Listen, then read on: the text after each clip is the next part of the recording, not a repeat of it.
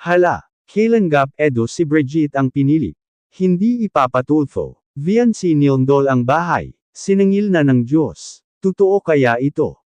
Mga ka-erts, isang napakainit na usapin na naman ang pinag-uusapan ngayon sa social media. Marami ang nagtatanong kung tuluyan na bang pinili ni Kailan Gap Edo si Brigitte at tila ba mas malapit ang loob nito kumpara sa ibang personalidad na minsang naging bahagi ng kanilang mga kwento. Habang si Brigitte ay nakikitang tahimik lamang at hindi nadadawat sa mga kontrobersya, kabaligtaran naman ang mga paratang at isyong bumabalot kay VNC nitong mga nakaraang panahon. Ayon sa mga usap-usapan online, marami ang nagsasabi na kung ikukumpara raw si Brigitte at VNC, mas nakita nila ang respeto at pasasalamat ni Brigitte sa mga taong tumulong sa kanya. Kaya ngayon, maraming netizens ang nagsasabing tila mas gusto raw ni Edo na umiwas na sa mga gulo at mas bigyan ng pansin ang mga taong hindi nagdadala ng panibagong kontrobersya sa kanilang grupo. Isa sa pinakamalaking pinag-uusapan ngayon ay ang umano'y pagpapatawag noon kay Kuya Val sa mga programa at mga alegasyong ibinabato laban sa kanya. Maraming supporters ang nasaktan dahil para sa kanila, si Kuya Val ay isa sa mga taong naging instrumento upang matulungan ang maraming nangangailangan. Kaya para sa ilang taga-suporta, mabigat ang naging epekto ng mga pangyayaring iyon. Ngunit mga ka-erts, habang mainit ang usaping ito, may isa pang balitang kumakalat ngayon sa social media. Ayon sa ilang posts at kwento ng netizens, may pagyanig umano sa lugar kung saan nakatira si VNC. Dahil dito, nagsimulang kumalat ang iba't ibang haka-haka at kwento tungkol sa kalagayan ng kanilang bahay. Subalit hanggang sa mga oras na ito, wala pang malinaw at beripikadong impormasyon kung gaano kalaki ang naging pinsala, kung talagang naapektuhan ang kanilang bahay, at kung ano ang tunay na sitwasyon sa kanilang lugar. Kaya mahalagang maging maingat sa pagbabahagi ng impormasyon upang hindi tayo makadagdag sa mga maling balita. Ngayon, may ilan namang netizens na agad nag-uugnay sa pangyayaring ito sa mga nakaraang kontrobersya. May mga nagsasabi pa ng mga katagang, sinangil na kaya sila ng Diyos. Ngunit mga ka-erts, tandaan natin na hindi natin alam ang tunay na dahilan kung bakit nangyayari ang mga pagsubok sa buhay ng isang tao. Ang mga sakuna gaya ng lindol ay natural na pangyayari at hindi natin dapat basta-basta iugnay bilang kaparusahan sa sinuman ng walang sapat na batayan. Gayunpaman, hindi may kakaila na marami pa ring tao ang naniniwala na mahalagang panatilihin ang respeto sa kapwa, lalo na sa mga taong minsang tumulong sa atin. Dahil para sa kanila, ang utang na loob, respeto, at pagpapakumbaba ay mga bagay na hindi dapat mawala kahit gaano pa kalaki ang pagbabago sa buhay. Ano nga ba ang buong katotohanan? Totoo bang si Brigitte na ang pinili ni Kailan Gap Edo? Ano ang tunay na nangyari sa lugar nila VNC? At ano ang masasabi ng mga taong sangkot sa isyung ito?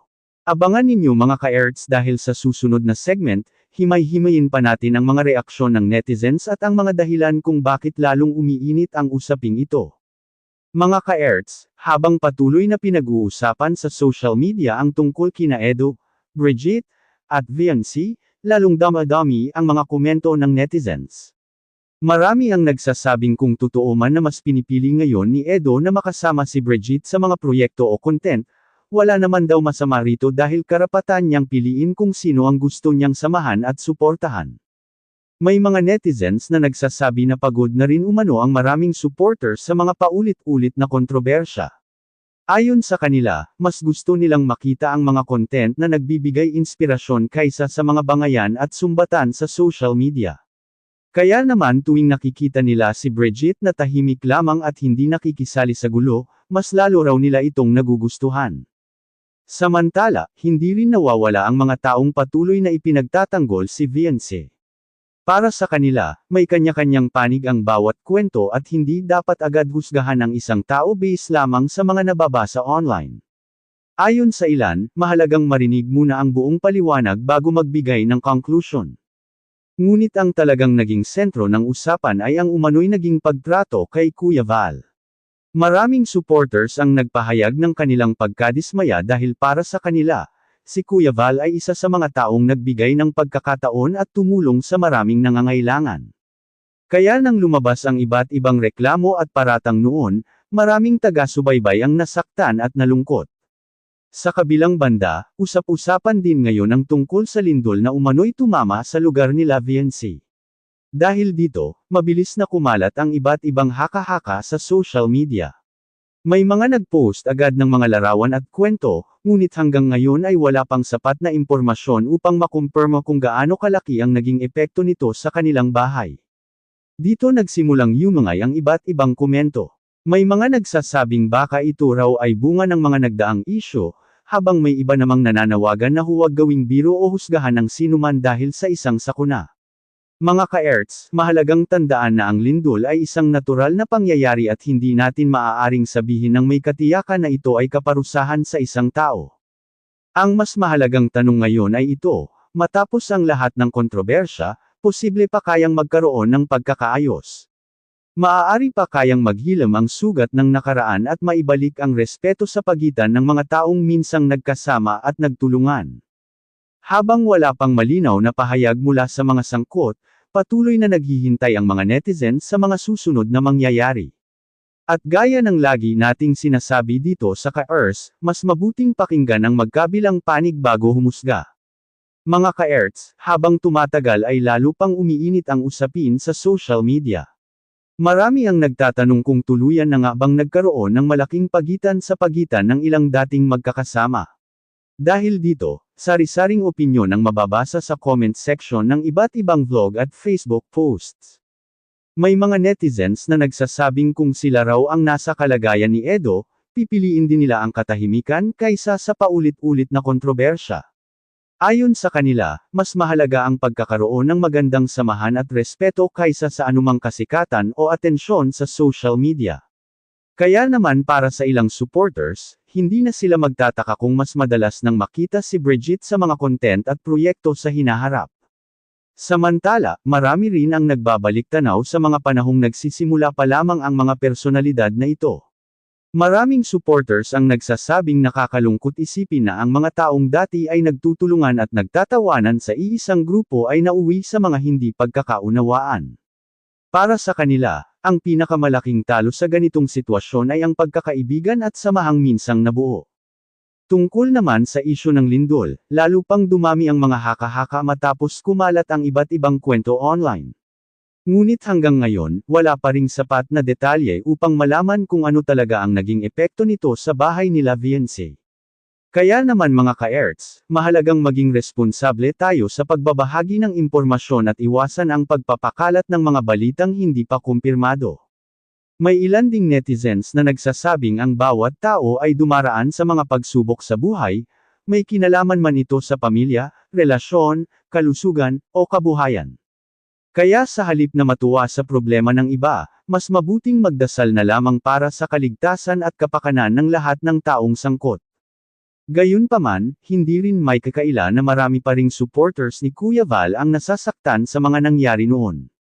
Para sa kanila, ang respeto ay isang bagay na hindi dapat mawala lalo na sa mga taong minsang naging bahagi ng ating pag-angat sa buhay. Ito ang dahilan kung bakit hanggang ngayon ay marami pa ring netizens ang nagpapahayag ng kanilang saloobin tungkol sa mga nakaraang isyu. Sa gitna ng lahat ng ito, isang malaking tanong ang nananatili, posible pa kaya ang pagkakaayos? Maaari pa kayang magkaroon ng pagkakataon na magkausap ang mga taong minsang nagkaroon ng tampuhan at hindi pagkakaunawaan? O tuluyan na bang magkakanya-kanya ng landas ang bawat isa? Habang wala pang malinaw na sagot, patuloy na nakatutok ang mga netizens sa bawat update at pahayag na maaaring lumabas sa mga susunod na araw. At dito sa ka-Erts, patuloy nating susubaybayan ang mga kaganapan habang nananatiling patas at maingat sa pagtalakay ng mga usapin. Mga ka-Erts, dumako na tayo sa ating huling bahagi ng ating talakayan. Muli nating binabati ang ama ng Kalinga na si Kuya Val, si Idol Rab, Ate Edna, Ma'am Jack, at ang lahat ng ating mga loyal na taga-subaybay. Maraming salamat sa inyong patuloy na suporta at pagtitiwala sa ating programa. Matapos nating himayin ang iba't ibang usapin tungkol kina Edo, Brigitte, at VNC, isang bagay ang malinaw, marami pa ring tanong na hanggang ngayon ay wala pang kasagutan. Totoo bang si Brigitte na ang mas binibigyang pansin ngayon ni Edo?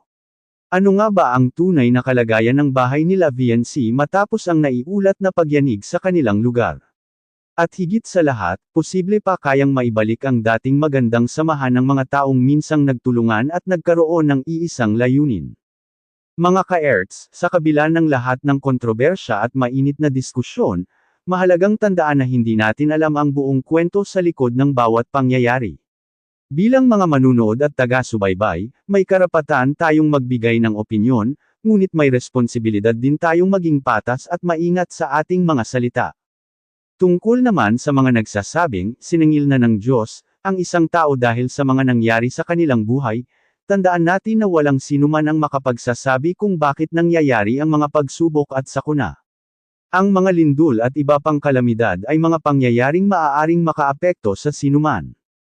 Kaya sa halip na humusga, mas mabuting pairalin natin ang malasakit at pag-unawa. Ang pinakamahalagang aral na maaari nating makuha sa usaping ito ay ang kahalagahan ng respeto, pasasalamat, at pagpapakumbaba. Maraming netizens ang naniniwala na hindi dapat kalimutan ng isang tao ang mga taong tumulong sa kanya noong panahon na nangangailangan siya ng gabay at suporta. Ngunit kasabay nito, mahalaga ring iwasan ang paghusga ng hindi nalalaman ang buong katotohanan. Sa dulo ng lahat ng ito, ang tanging makapaglilinaw sa mga isyu ay ang mga taong direktang sangkot. Habang naghihintay tayo ng mga susunod na pahayag at developments, manatili tayong kalmado, responsable, at bukas ang isip sa magkakaibang pananaw. At gaya ng lagi nating sinasabi dito sa Ka-Erts TV, hindi ang galit ang dapat maneg kundi ang pag-unawa. Hindi ang paninira kundi ang paghahanap ng katotohanan. At hindi ang paghusga kundi ang paggalang sa kapwa. Maraming salamat sa inyong panunood, mga ka-Erts. Kung nagustuhan ninyo ang ating reaction video ngayong araw, huwag kalimutang i-like, comment, share, at subscribe sa ating channel. Pindutin na rin ang notification bell para lagi kayong updated sa ating mga susunod na talakayan. Ako si Ka-Erts, nagsasabing ingatan natin ang ating mga salita, pairalin ang respeto, at patuloy na hanapin ang katotohanan. Hanggang sa susunod na video, maraming salamat at mabuhay kayong lahat.